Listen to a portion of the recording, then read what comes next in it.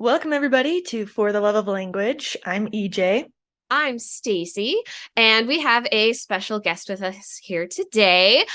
We have my friend Amanda, who is a speech language pathologist.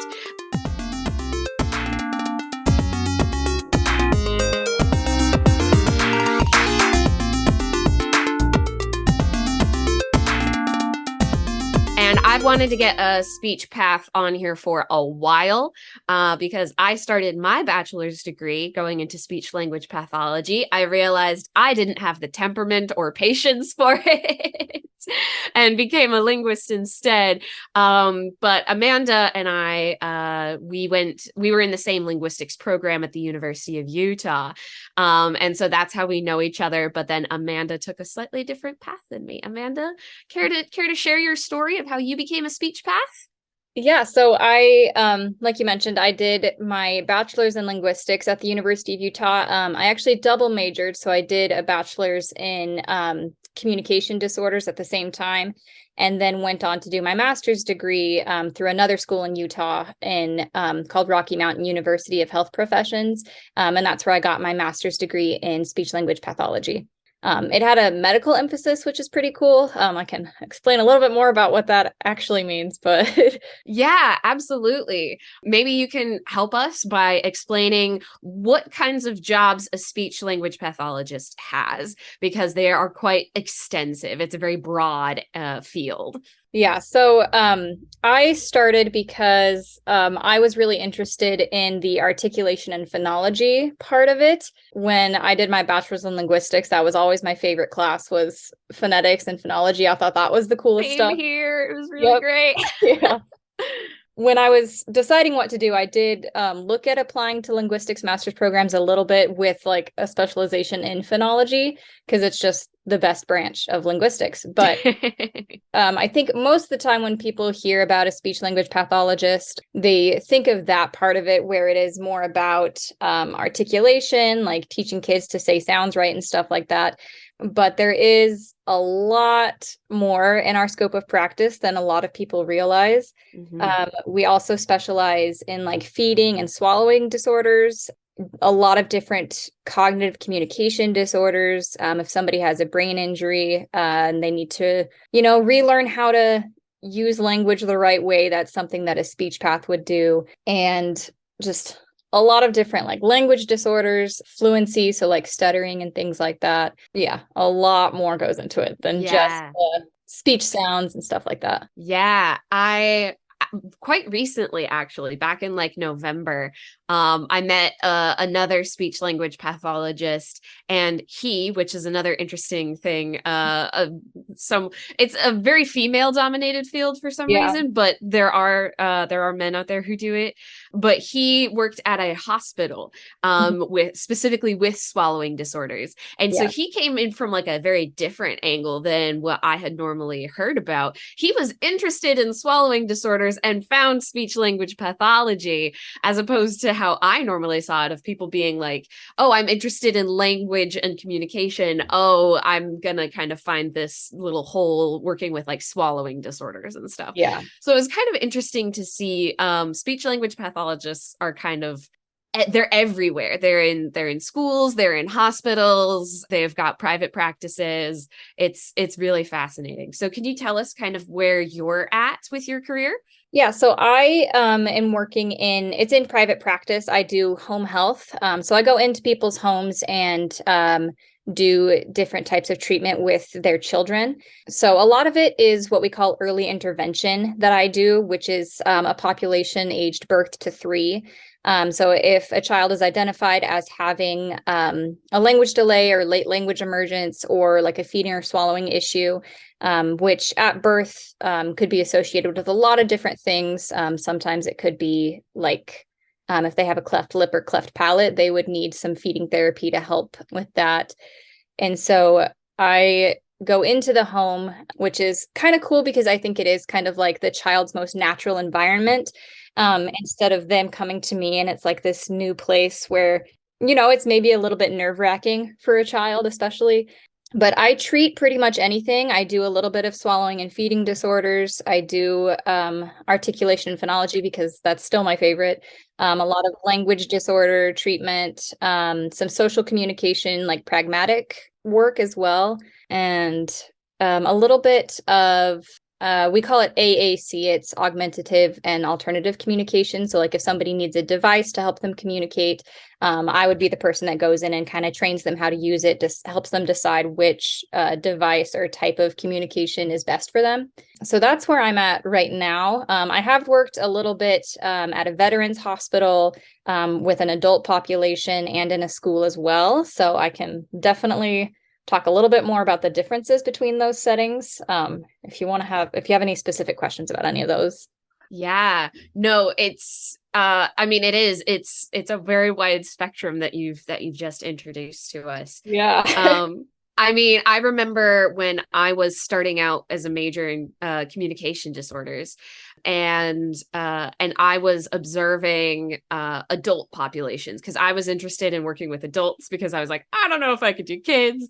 So maybe you could tell us what it's like working with adults versus like kids. Yeah, so I was actually the same as you when I first started out. I was convinced that I wanted to work with adults. I really liked the like medical aspect of it. I liked the idea of working like in a hospital or an outpatient setting. I did work at a veterans hospital for a little bit, and it was a great experience and I loved it. But I think I just realized that kids are more fun, almost less clinical, and more like I'm here to play speech games with you. And then like it's just a little bit more lighthearted, I guess, when you're working with kids in that aspect. So the veterans hospital that I was at, it was a lot of swallowing disorders was probably the biggest thing. If people had difficulty swallowing for, a variety of reasons, it could be like a degenerative disease, or if they've had some sort of brain injury or something like that affects that part of their body. We do different exercises to help them build up that strength, help them develop different strategies to maybe change the way that they're eating a little bit to make swallowing less dangerous for them. We don't want people to be choking or getting anything in their lungs that should not be getting in their lungs. And so that was the biggest thing for that. We would do the NBS swallow studies, which is kind of like where we take an x-ray of somebody as they're swallowing so we can see everything that's happening. Oh, wow. So that was pretty fun. That is really cool. I've actually never heard of that. I mean, I was only a speech path major for a year, so Yeah. I didn't get into some of the cool nitty-gritty stuff, but that's really interesting. So you can actually see, so it's an x-ray. So what parts exactly are being like highlighted in the x-ray when someone swallows? Yeah, so we usually see from kind of the chest up. So we Okay. can see what's happening in their mouth as they're chewing, everything that's going on in their like throat as they're swallowing. And then we usually want to see and make sure that it's going all the way down the way that it should as well. They have them use a specific it's called barium, but they have them swallow it, and it's like it shows up darker on our screen so we can see it. Yeah. Isn't barium just super heavy? Yeah. Yeah. So it shows up a lot better on there. I never got to drink it because I didn't want to like waste resources or anything like that. But they make it like apple flavored was the one that we had. Oh, fun. So I don't know if it's good or not. Wow. Yeah. And then we also did a lot of cognitive communication there.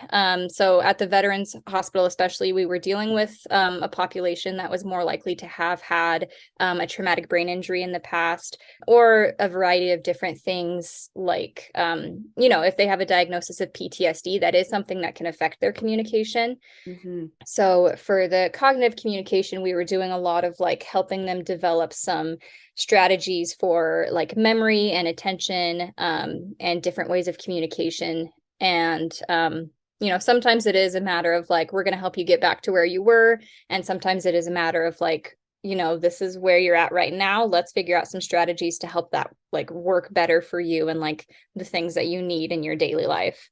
Yeah. And then at the Veterans Hospital, they did have a transgender voice program, so I did a lot of work with that as well. Yeah. I have an older sister who's trans, and she has definitely worked with people who worked with speech language pathologists who kind of like helped in like voice training and stuff. It's Yeah. very cool. Yeah, we did a lot of different voice therapy. Sometimes if people have voice disorders, they need that as well. But they had a specific program specifically for transgender people at the Veterans Hospital. So I had quite a lot of work to do with that population too. Yeah, Wow. that's a lot. It sounds like every day is something new and different Yeah, it definitely was. in those kinds of areas. It was definitely very interesting. We had a few different times where they had a diagnosis of aphasia. Mm. And that can mean a lot of different things. Sometimes it is more about like fluency and word finding and helping them like actually get words out. And sometimes it is like you're saying words, they don't mean things, but just recognizing the different strategies that help with different people. I had an experience where I was working with an individual who had aphasia, and I helped him say his wife's name for the first time since he had had his stroke, and it Oh was my like such a God. heartwarming little emotional moment. I cried. Oh, Everybody cried. Wow. I'm sure that's so tender. That's I amazing. might cry just hearing about it. Yeah, it was really sweet.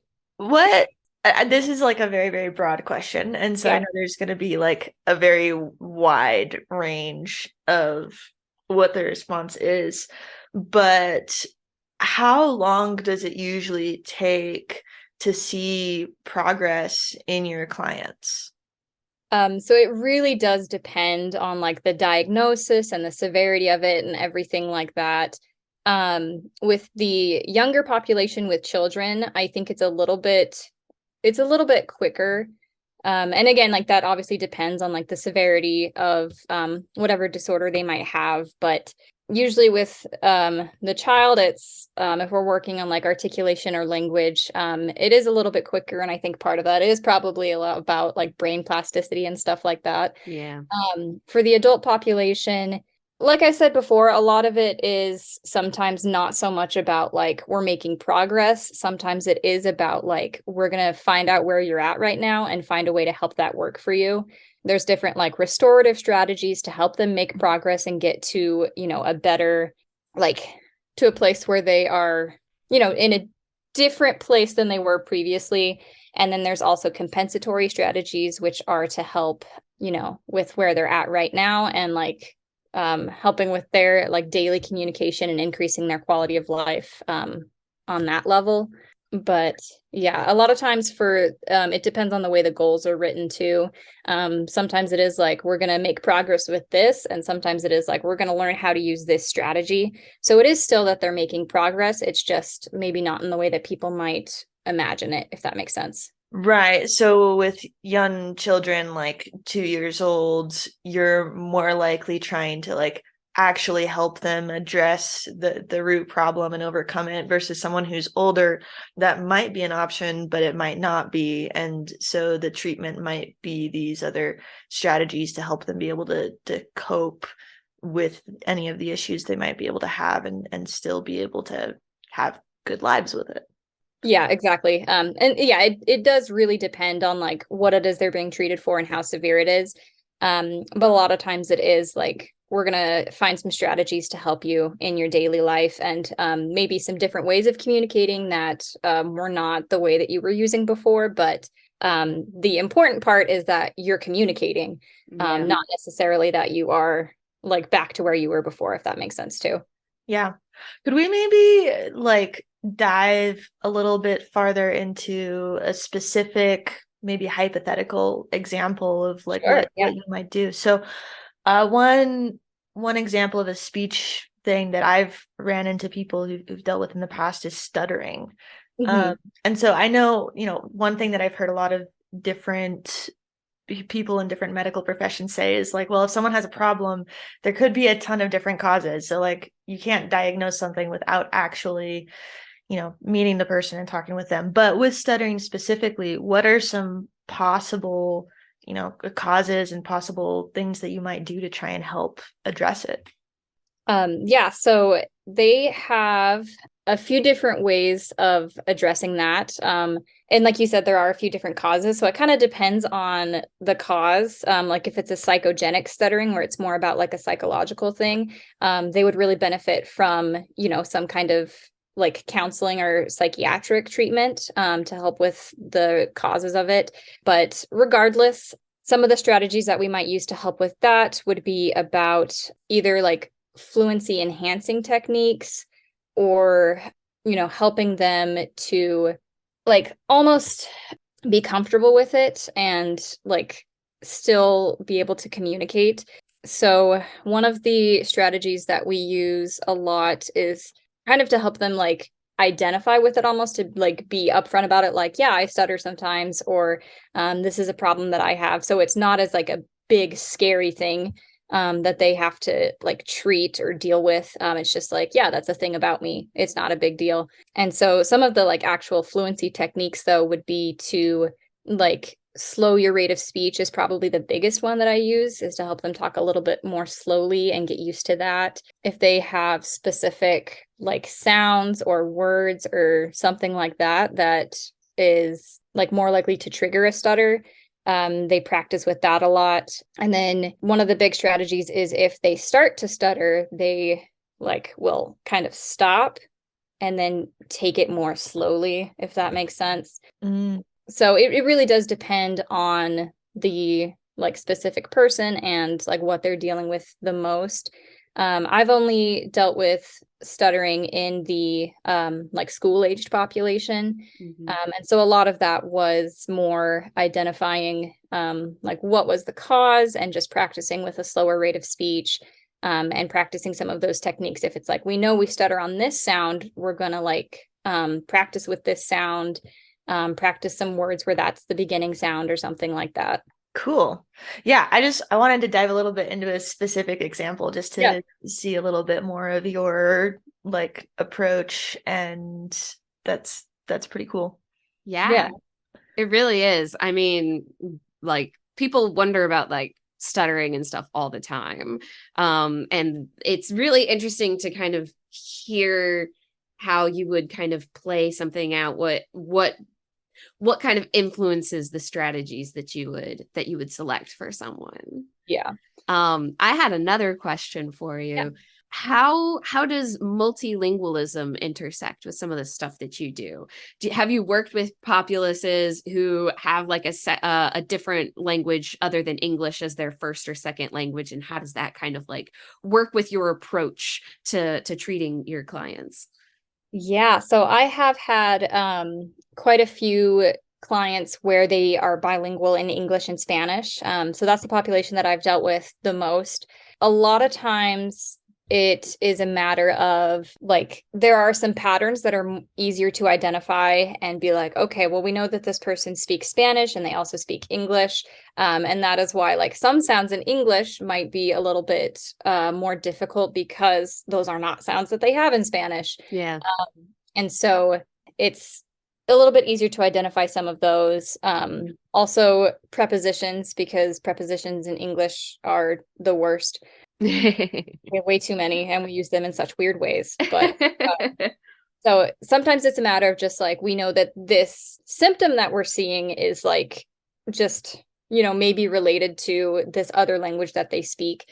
So it is really worth it to learn about and recognize different features of languages that might play into, whatever it is that I'm treating in English. And then there are also a lot of different, I guess, discussions about the like ethical side of things with stuff like that. I know that like with the like populations who speak like an African American vernacular of English, there are certain things where I guess it kind of comes to like the prescriptivism and stuff like that, where it's like, the way that you're using this sound or this word or something like that is like technically wrong and something that I would treat, but it's not necessarily always the most ethical choice to do that if it's like it's not really representative of a language disorder. It's just the way that your like dialect of English is or something like that. Right. Yeah. And that's really interesting to call out because we did an entire episode on prescriptivism versus descriptivism and dove Yeah. into some of that a little bit. But yeah, from a speech pathology standpoint, that's really interesting that in some ways you do need a standard for some things that you're trying to help people achieve, but you do need to acknowledge cultural differences and you don't want to put down dialects and things like that in the process. Yeah, so we have the way that we diagnose things is obviously going to be partially with standardized testing.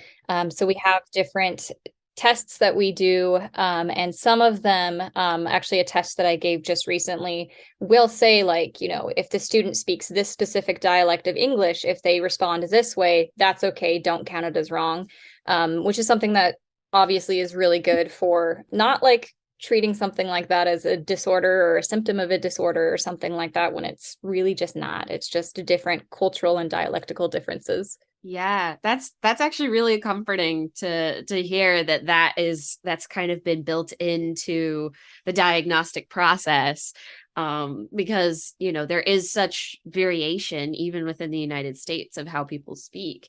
I'm kind of curious, have you ever heard of or maybe experienced an instance where like someone brings in their child or a family member or something, who maybe is expressing a dialectal difference or something that is maybe more like associated with like a second language, and they're trying to come for treatment to like minimize that, even if it's more something that's like cultural, they're conceptualizing it as if it was a disorder. Has that ever happened, or have you heard stories of that? Yeah, so I had one patient who the parent was bringing a child in because the child was not pronouncing their TH sound correctly, but they were pronouncing it in a way that was typical with somebody who speaks Spanish and English. And so that was something where it was kind of like, like I am happy to like treat it and help her, make sure that she knows how to say that sound correctly. But I tried to focus more on like other language goals as well, just because she had, other things that were going on too. But it is something where it's like, if it is really important to the person to be able to fix that, if they want to sound a certain way, I'm happy to help with that.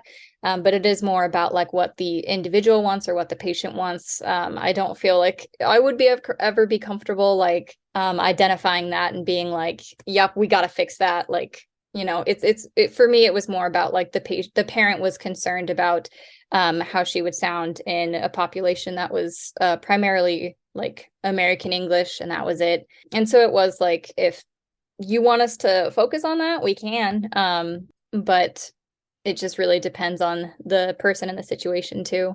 Yeah, I did some like translation interpretation training, and when I was doing that, one of the points that they made was like accents don't matter as Yeah. long as you can still communicate.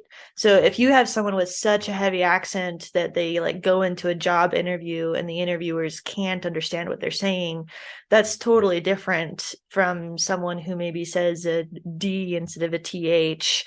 Like you can understand someone perfectly with a Spanish accent in English most of the time, but I imagine it's pretty rare that you actually run into accents so extreme in coming from a foreign language that it makes it difficult to actually communicate. Yeah, that's definitely true. The goal of speech therapy in general is always going to be like, we just want you to be able to communicate in whatever way is like most accessible and makes the most sense and just is the best fit for you. Accent modification is actually another branch of speech therapy that people can do. And that one is more about like, not necessarily like a disorder, because obviously an accent's not a disorder, but Yeah. if somebody does want to sound a specific way, we can definitely help with that. It's just more about what the child or the parent or the patient might want for themselves. So would it generally be people in your field who are helping like actors? I was just watching one of the seasons of Supergirl where Supergirl has her double that she's acting as both, but one of them has a Russian accent. And I know you have like speech coaches for that kind of thing. Would that be something that someone with your background would dive into, or would that be a different kind of degree? Yeah, so I think a lot of the, like, I've heard of accent coaches before, and I have known some who were had a background in speech pathology. But I think sometimes they also might have a bit of a background like in theater kind of things, Yeah. a little bit more too. So it probably just depends on like what about accent modification is interesting to that person. If it is like the speech and voice stuff, or it is for the theater, I guess. I don't know. Yeah, I mean, I first started getting interested in language and linguistics because I was in theater. And so like that was kind of my track into getting into linguistics. And I'm sure like there are very similar routes that one can take to kind of arrive at a certain occupation or choice of like use choice of occupation revolving around language and stuff. So it's really cool. It's really cool. I did have another question for you. Oh, yes. When it comes to, since we've kind of been talking a little bit about like the ethics around what you do and do not treat in terms of that kind of stuff, do you ever take opportunities to educate people about like prescriptivism versus descriptivism? What does that like look like when you're communicating to like a patient or parents or something like that? Yeah, so the biggest thing that I have learned is that a lot of people don't understand exactly what it is that I do. Mm-hmm. And that, means a lot of different things. A lot of times, like, especially working with children, they'll call me like a teacher or a speech teacher. I even had somebody refer to me as an English tutor, and I'm like, not quite, not quite. Because the pathologist word is what means that I am able to like diagnose and treat specific disorders. Right. And so it's a little bit different in terms of what it is that I actually do, because it does lead to a lot of that underlying knowledge of like, I'm not looking at just like the orthography or like how a word is spelled. I'm also working on like specific phonological patterns. If there are, phonological patterns that a child is following that are not typical, or if they have typical patterns that are lasting too long or something like that. Mm-hmm. And so a lot of times people will think that I am there to teach their kid, like, you don't end a sentence with a preposition. I could not care less about ending a sentence with a preposition.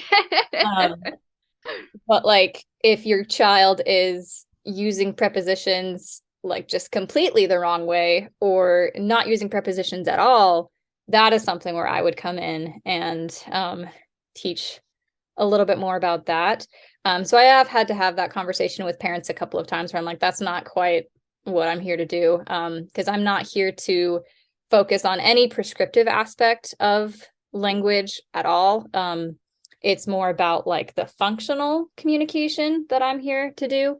And that, sometimes is about like, if you say your speech sounds wrong, people aren't going to understand what you're saying. So we're going to learn how to say our speech sounds right.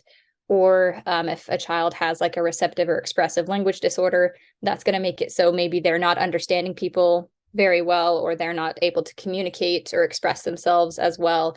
And that's where I would come in and help kind of bridge some of those communication gaps, or help practice some of those strategies, help practice some of those techniques that they need to learn, different things like that.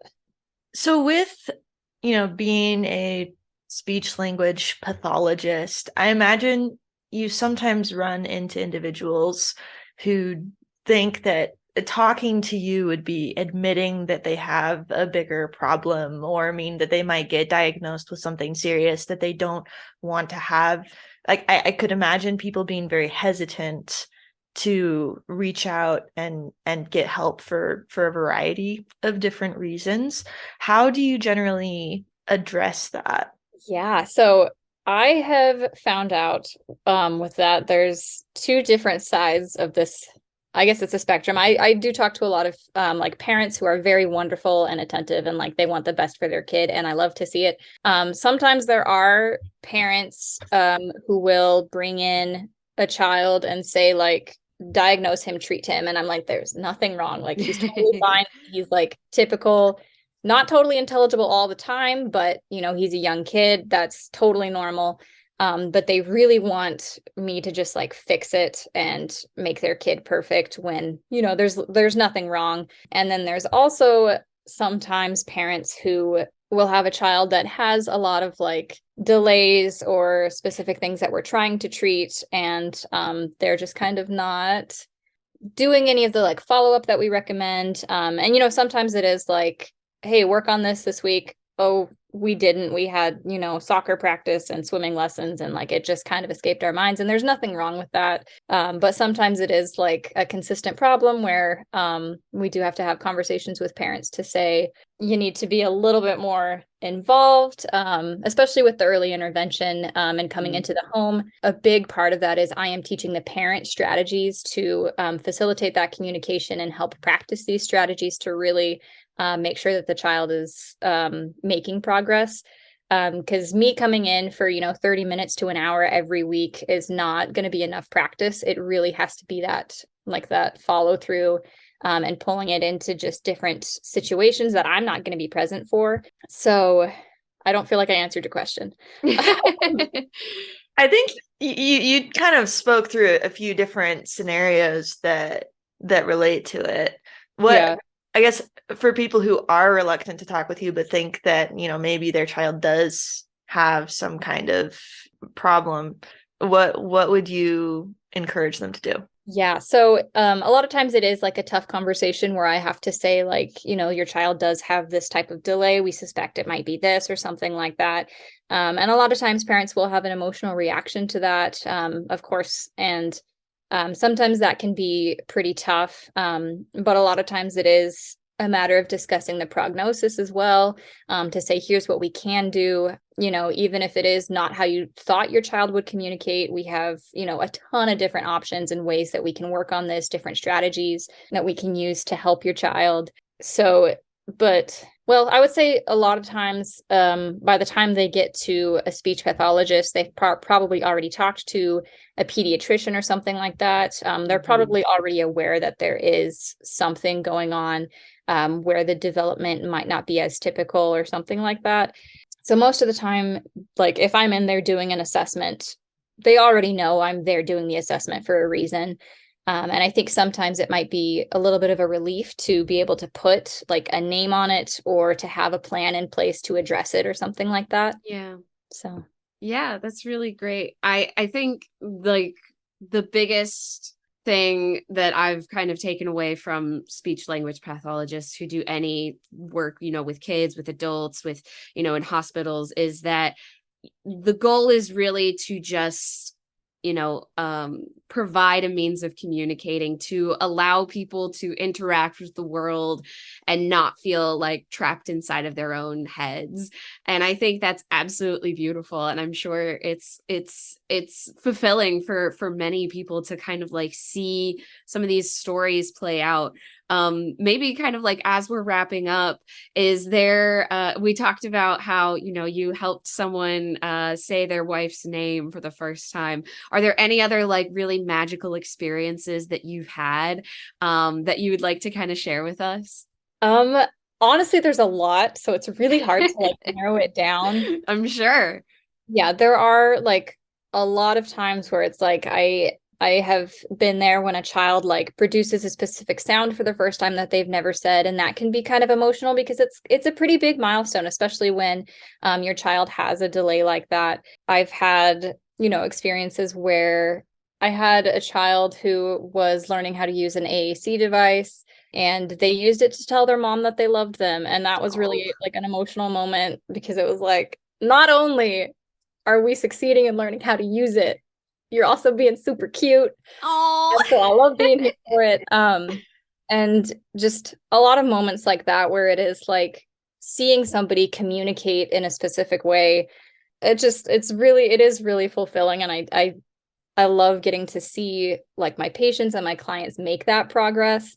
And like being able to communicate is something that I feel like before, like even before I was really in the field, I feel like I took for granted. yeah. Not realizing like how many different things can go wrong and how many different things might need to be addressed at some point or something like that. So It is something that has helped me a lot, and especially like working with kids. Like I have kids who like will be like, anyway, like it's time for me to leave, and they're like, why don't you just sleep over? And I'm like, well, Aww. a lot of reasons why I can't do that, but I love them. They like hanging out with me. Aww. And so it is honestly my favorite part. Like aside from getting to use linguistics like every day, Yeah. I love that for myself because linguistics is honestly like just my favorite thing. Hey, 'Cause I, same. yeah, yeah, because I always knew I wanted to study linguistics, and then that was how I found like the speech pathology field, and I was like, oh, that sounds good for me.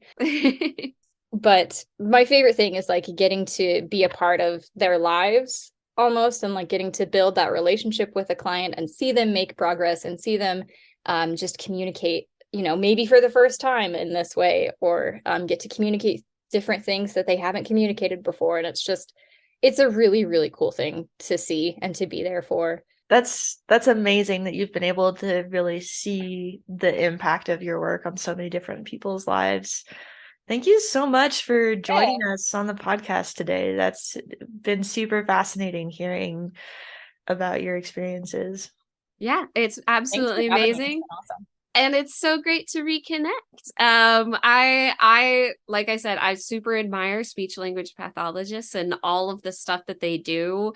And for those out there who are maybe you learned something about speech language pathologists, and they're kind of everywhere in our lives, working undercover to help people communicate, which is absolutely beautiful. And I am probably like, if I hear somebody say something wrong, I do notice it, and most cats probably will. We don't judge; it's fine. Yeah, but like, no judgment. Like, are you like judging the way that I talk? And I'm like, a little bit. Like, I'm not gonna say anything about it because I am a nice person. Yeah. It's so wonderful. Thank you so much for being with us, Amanda. Yeah. This has been absolutely fabulous. For all of our friends out there, feel free to follow us on Instagram at For the Love of Language. And we're gonna keep this party going. So feel free to ask us any questions, ask us for any topics you'd like to hear, and we love to hear your stories as well. If any of you have had any experiences with speech language pathologists, we'd love to hear about it. And shout out all of the wonderful speech paths out there who do such amazing jobs for children, adults, and other people everywhere around the world. All right. Till next time. Bye.